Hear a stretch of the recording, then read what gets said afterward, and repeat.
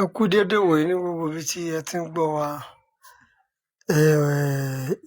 Odò àgbèwà kò ní gbọ́dàlẹ̀, àní ṣìjẹ bẹ́ẹ̀ là ní ṣìmu, àní kó sí pápá ayé o. Ṣé gbogbo wa náà la ti gbọ́ kan tó ṣẹlẹ̀ ní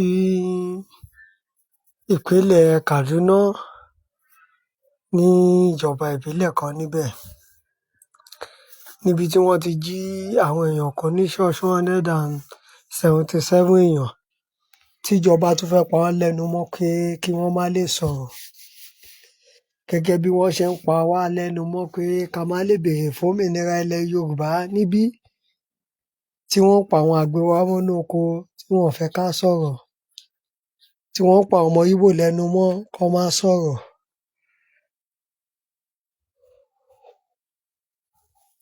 Ṣé ẹ ti rí i pé kò síbi tí wọn ò ti ń kóyán alẹ́ báyìí? Orílẹ̀-èdè yìí tá bá ṣọ́ra k'Ọlọ́run má jẹ́ kó dàbí ti Uganda nígbà tí ọkọ̀ rúlù fún 40 years. Àwọn kan fẹ́ sọ orílẹ̀-èdè yìí di family property wọn. Wọ́n fẹ́ sọ́ di property family wọn. Torí wípé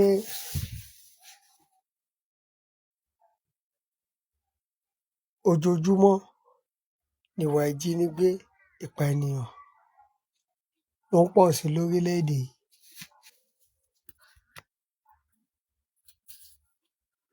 Òun la ṣe ń béèrè fún òmìnira ilẹ̀ Kóòtù Òjíire. Ẹ jọ̀ọ́ ẹ bá wa share program yìí, ẹ bá wa share, ẹ bá wa share, ẹ bá wa like ẹ̀. Òmìnira ilẹ̀ Kóòtù Òjíire, òun ni kẹ́ jẹ́ ká béèrè fún. A à tíì rí gbọ́ nínú rẹ́kọ̀dù bóyá ní ilẹ̀ Kóòtù Òjíire o, bóyá wọ́n tiẹ̀ ti kó èèyàn 50 lọ ní ṣọ́ọ̀ṣì níbì kan lẹ́ẹ̀kan náà. A à tíì rí, Ọlọ́run ò kẹ̀ ní jẹ́ ó ṣẹlẹ̀. But kójú má ríbi, gbogbo ara òun lògùn ẹ̀. Ẹ jẹ́ ká fọ̀tẹ̀ sílẹ̀, ká lè tẹ̀síwájú nílẹ̀ Kóòtù Òjíire. Àwọn afẹ̀míṣòfò yìí wọ́n ń pọ̀ sí lójoojúmọ́ ni. Wọ́n ń pọ̀ sí ní ojoojúmọ́ lórílẹ̀-èdè wa yìí ni. Torí ẹ jọ̀ọ́ ẹ jẹ́ ká jí gìrì, ká ro ọpọlọ wa ká rorí, ká mọ̀ pé ilé ti tó lọ. Because ọmọ aládé ni wá, a kì í ṣọmọ ẹrú. Ṣùgbọ́n ọ̀pọ̀lọpọ̀ wa tó yẹ ká wá lọ síwájú òmìnira wa, ọ̀tẹ̀ là ń dì. Onítìrí yẹn gbé tiẹ̀ jáde. Àwọn kan náà tó lọ kó sí pápá ilé on the 25 ọdún tá a ṣe lọ yìí tí wọ́n kó.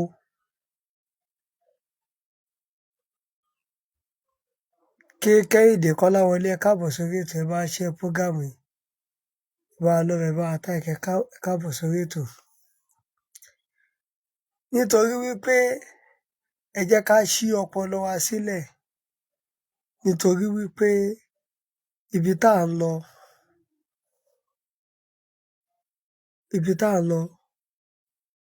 kò jìn tí a bá ti fìmọ̀ ṣọ̀kan.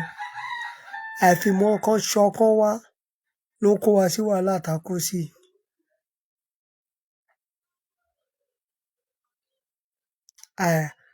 A ní fara wa dérú. Àwọn Yíbò, àwọn wá ra family house. Òyìnbó yẹn tẹ̀ ra family house, wọn ò jíyàn gbé. Àwọn bandit Fúlàní, àwọn yẹn sọ ìwà ìjínigbé, wọ́n sọ di iṣẹ́. Àwa fúnra wa, àwa mú ọ̀tẹ̀ àti tẹ̀mbẹ̀lẹ̀kú, àwa mú yẹn níṣẹ́. Wọ́n dẹ̀ ní bógiri ò bá lanu, aláǹgbá ò lè wọbẹ̀. ògiri tí ilẹ̀ Yorùbá ti wá lanu báyìí àwọn alágbà ti ń kó wọn rè.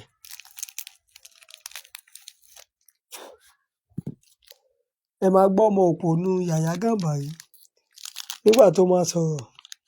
Ó ní kí wọ́n máa pe Ìlọrin ní Ìlọrin Àfọ̀njá mọ́, kó máa pe Ìlọrin Gèrè Álímì.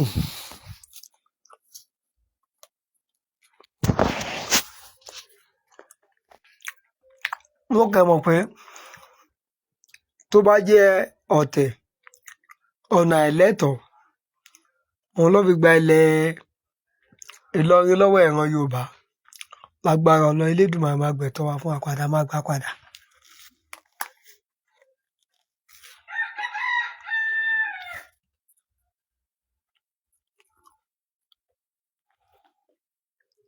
Ìlọrin yẹn a máa gbà padà. Ẹ̀yin ọba ilẹ̀ Yorùbá ẹ fọ̀tẹ̀ sílẹ̀ o. Àtẹ̀ríṣẹ́ tí àwọn Àmọ̀tẹ́kùn ìpínlẹ̀ Oǹdó àti Èkìtì tí wọ́n ń ṣe, táwọn stéètì tó kù ilẹ̀ Yorùbá bá lè múra sí i, wọ́n máa ṣe bẹ́ẹ̀ kó bá dáa.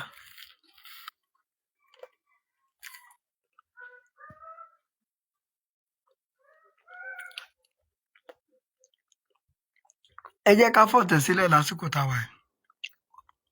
Ìlọsíwájú òun ni kẹ́ jẹ́ ká wá, ká forí burúkú sílẹ̀. Torí wípé ibi tá à ń lọ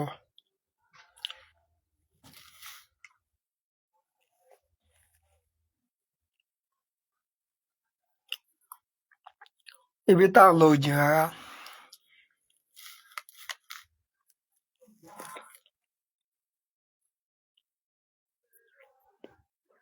Ibi tá à ń lọ ọ̀nà ò jìn, ibi tá à ń yà sí ló pọ̀.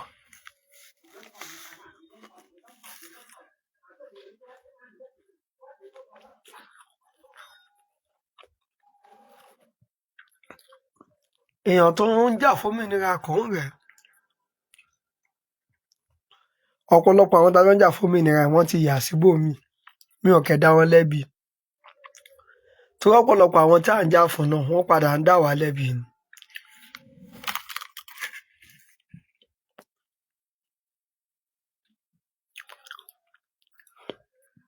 À ń gbàwẹ̀ nítorí ẹ̀yin ń jẹ ọ̀sán, ẹ máa wí sí àwọn Ìgbòho yẹn fẹ́ dà lórí ni.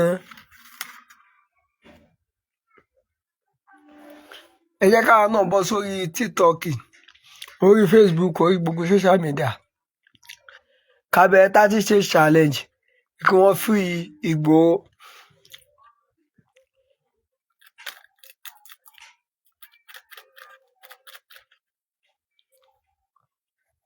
Kọ́ free Ìgbòho. Sunday Ìgbòho ẹ̀tọ́ wa ló ń jà fún. Ẹ̀tọ́ ilẹ̀ Kóòtù Òjíire òun ló ń jà fún. Ẹ jẹ́ ká béèrè fómìnira wọn.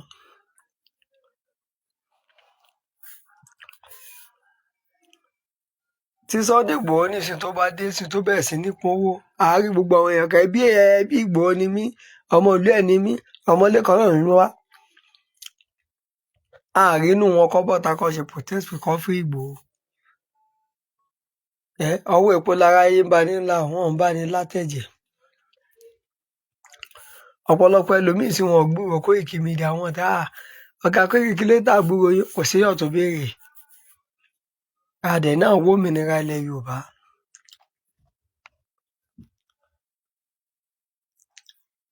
Everybody wa ìmọ̀ ara ẹni nìkan ó wá ṣe wá léṣe. Ẹ jẹ́ ká rorí, ẹ jẹ́ á ronú, ẹ jẹ́ á ronú o. Tá bá mọ ibi tá à ń rè, ẹ jẹ́ ká padà sílé o. Torí wípé ọjọ́ kọjọ́ kan ń bọ̀, gbogbo kan tá bá ṣe á dọ̀rọ̀ ẹ̀tàn. Ẹ jẹ́ gbogbo wa, ẹ jẹ́ ká lọ ṣara gírí ẹ má jẹ́ ká sàsùnpara lágbára Ọlọ́run, àní kó sọ́wọ́ o.